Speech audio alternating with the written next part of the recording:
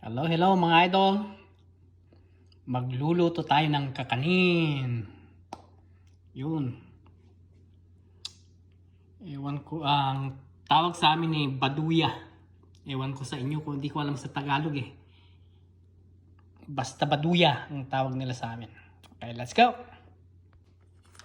Imekos-mekos lang natin ng sugar at yung glutinous rice.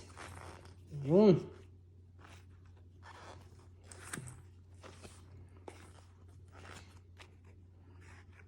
Ayan, na-mekos-mekos na natin.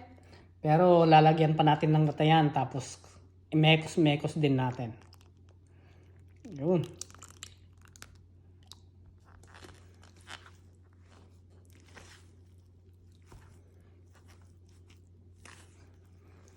Mahirap din palang mag-mekos-mekos nito.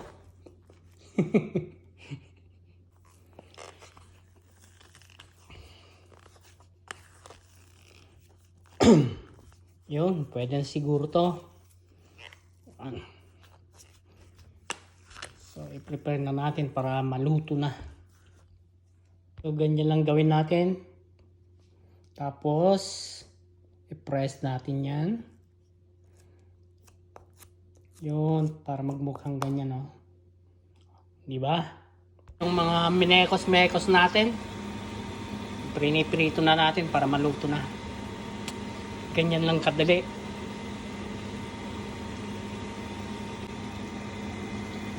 So, ito na yung mga idol.